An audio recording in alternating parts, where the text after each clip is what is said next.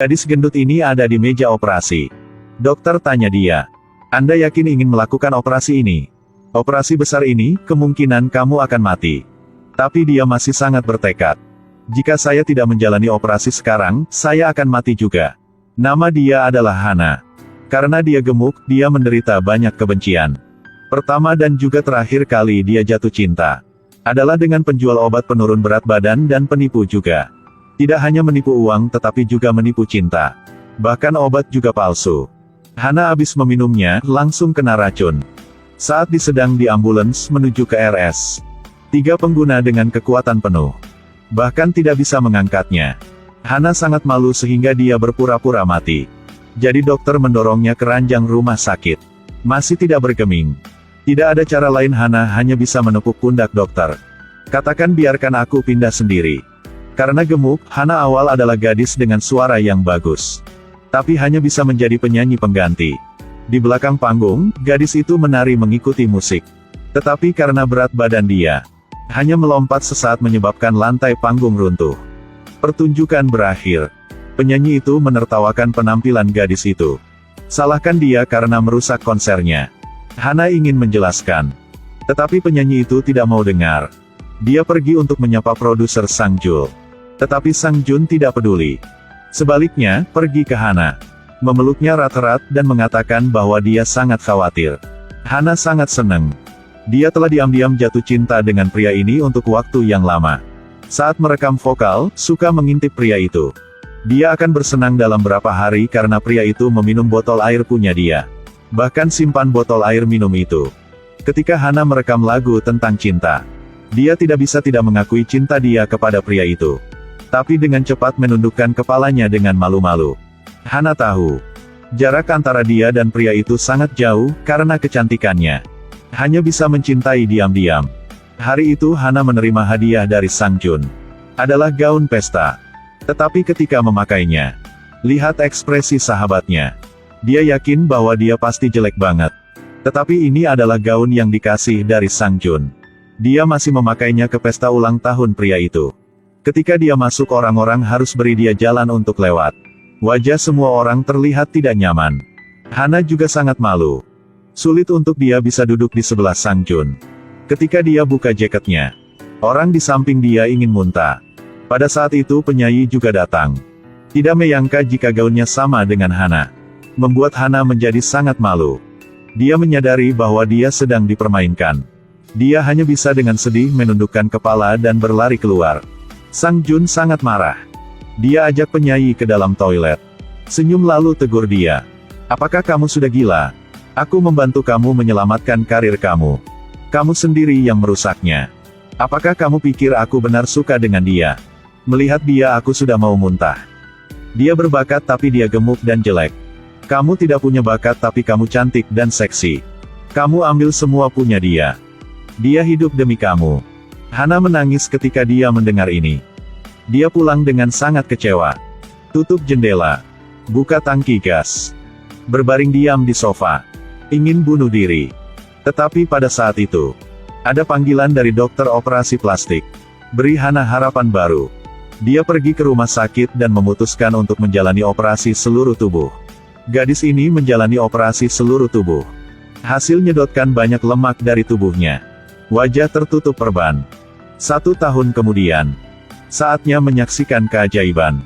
Saat dokter melepas perban, semua terdiam. Hana pergi ke depan cermin. Sentuh cermin dengan lembut. Dia tidak bisa mempercayainya. Gadis di depan ini adalah dirinya sendiri. Dia menangis melihat kecantikannya dia. Apalagi menangis juga tetap cantik seperti itu. Lalu dia kembali ke kamar dan coba celana yang lama punya dia. Memakainya sebagai rok. Hana sangat senang. Dia diam-diam berjalan di jalan. Melihat gaun yang selalu dia inginkan sebelumnya, dia langsung beli. Semua orang di sekitar menatapnya. Hana merasa tidak nyaman. Tidak tahu di mana harus meletakkan tangan dan kakinya. Tapi dia bukan diri dia yang dulu lagi. Dia mulai merasa lebih percaya diri. Melangkah seperti model. Hana sangat bahagia, air mata terus mengalir. Sekarang dia udah hasil berubah menjadi orang baru. Tetapi dia tidak tahu dengan muka cantik baru ini, ada kekuatan seperti apa. Dia ikut Sang Jun ke tempat parkiran. Satu orang antar paket lewat situ. Melihat wajah cantiknya Hana, tidak bisa mengalihkan pandangannya. Hana mengendarai mobil untuk mengejar, menabrak sopir preman, dan dimarahi olehnya. Ketika melihat wajahnya Hana, sifat sopir itu langsung berubah. "Kamu tidak apa-apa kan?" Pada saat itu polisi juga datang. Baru saja melihat wajahnya Hana, lalu taruh semua kesalahan pada sopir tadi. Berdua sangat lembut bertanya kepada Hana. Bahkan ada darah di kepala sopir itu. Sopir itu masih ketawa dan bilang dia tidak apa-apa. Sampai saat mereka melihat kartu SIM mobil punya Hana, mereka baru sadarkan diri. Karena di foto sangat berbeda. Jadi dia dibawa ke kantor polisi. Sifat punya polisi tetap masih baik. Mereka bersenyum dan melihat Hana. Pada saat itu teman Hana datang untuk menjamin. Tetapi tidak tahu jika cewek itu adalah Hana. Meluk cewek di dekat itu dan mulai nangis. Ketika teman melihat gambar tato punya Hana, dia baru mau percaya jika itu temanya. Setelah itu Hana tahu informasi dari temanya. Di saat dia tiba-tiba hilang, secara langsung mempengaruhi karir penyanyi itu. Sampai sekarang mereka masih cari orang baru untuk gantinya. Jadi Hana memutuskan akan ganti namanya. Kembali di samping pria produser Sang Jun itu, dia berubah nama menjadi Jennie. Sampai ke PT untuk interview. Ketika masuk ke dalam ruang record, dia sangat gugup sehingga dia tidak berani melihat Jun. Dia masih malu seperti sebelumnya. Sampai saat dia mulai bernyanyi, dia menjadi percaya diri. Setelah dia bernyanyi, semua orang kagum. Bernyanyi itu juga senang. Akhirnya, ada harapan untuk karir dia. Tetapi Sang Jung secara diam-diam memutuskan untuk membiarkan Jennie muncul di depan umum. Seorang bernyanyi dengan suara yang bagus, penampilan yang sempurna. Dibandingkan dengan penyanyi yang tidak bisa menyanyi itu. Tidak dapat membandingkan. Sangat cepat, Jennie sudah menjadi terkenal. Dia juga memiliki kesempatan untuk berhubungan lebih dekat dengan Sang Jun. Tetapi yang penting adalah, akhirnya dia akan muncul di atas panggung. Ini adalah pertama kali dia berdiri di atas panggung. Bukan seorang penyanyi yang berdiri di belakang panggung. Pertama kali sorotan cahaya lampu kepadanya. Jennie sangat bingung. Dia agak malu. Pegang mikro tetapi berbalik badan ke arah penonton, matanya menatap ke tempat Sang Jun. Melihat ekspresi kecewa Sang Jun, Jennie memutuskan sudah waktunya untuk menunjukkan diri. Dalam sekejap seluruh panggung meledak. Jennie akhirnya percaya diri. Semua penonton sangat bersemangat. Penggemar Jennie meningkat pesat. Saat dia senang dengan penampilan baru punya dia. Hak yang sangat buruk sedang menunggu dia. Dari gadis punya berat badan di atas 100 kg jadilah wanita sempurna yang disukai banyak orang. Sekarang Hana sudah berubah. Menjadi Jennie yang sangat cantik dan nyanyi juga bagus. Terkena seluruh negara. Kecantikan dengan karir datang secara bersama. Tetapi masih kurang cinta. Sang Jun sangat tidak senang. Suatu hari panggil Hana ke ruang dia lalu kasih lihat CD yang lama. Rekaman video Hana sebelum operasinya. Sang Jun menunjuk ke kaset dan mengatakan, "Selama hidup Jennie tidak akan pernah bernyanyi sebaik seperti Hana. Karena Anda terlalu memperhatikan penampilan Anda.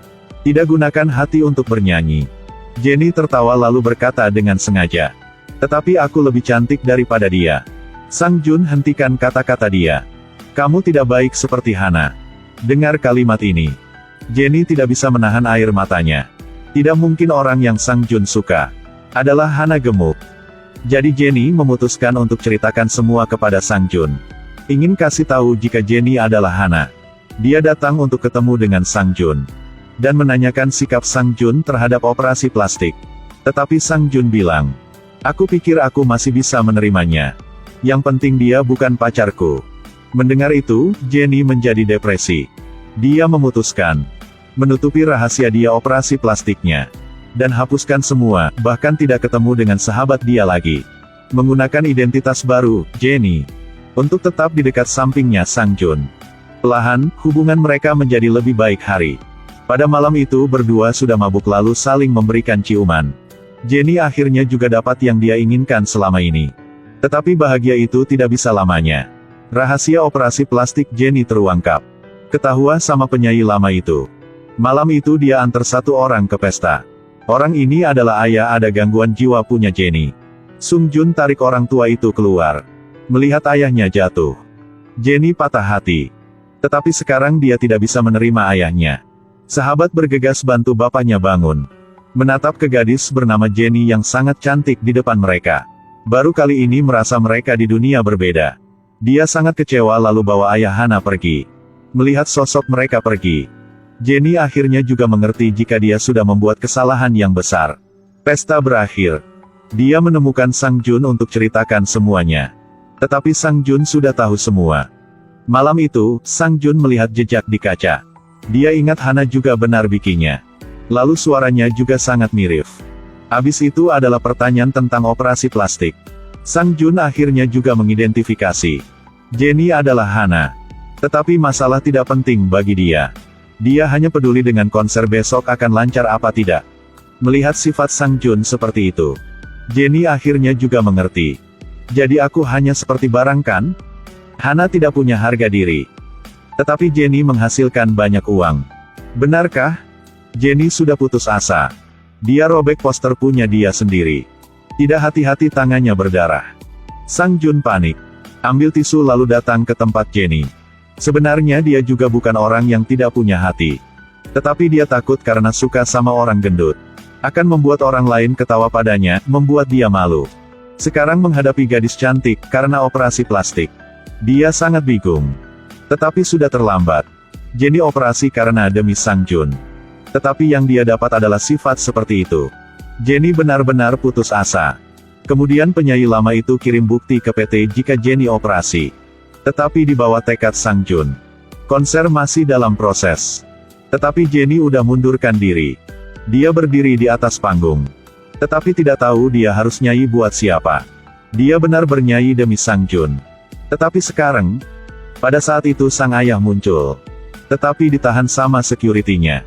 Jenny tidak bisa nahan lagi lalu suruh penjaga berhenti. Melihat ayahnya, dia pikir bahwa dia tidak bisa berbohong dengan diri sendiri lagi. Dia ceritakan semua di depan banyak orang. Operasi plastik, kodok kudis berubah menjadi angsa. Tetapi kecantikan ini tidak membawa beruntung buat dia. Di jalan untuk menjadi lebih cantik. Dia sudah hilang sahabat, hilang ayah dia. Bahkan hilang diri sendiri juga. Saya tidak tahu sebenarnya saya adalah siapa. Saya tidak ingat seperti apa penampilan saya. Aku merindukan kamu Hana. Pada saat itu di layar ada rekam video dia yang dulu. Hana gemuk dan jelek.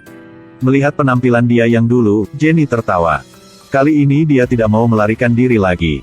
Tapi menjadi satu dengan suara punya Hana. Jadi sekarang dia sudah ada alasan. Bukan karena Sang Jun. Bukan karena ingin selesaikan kerjaan juga.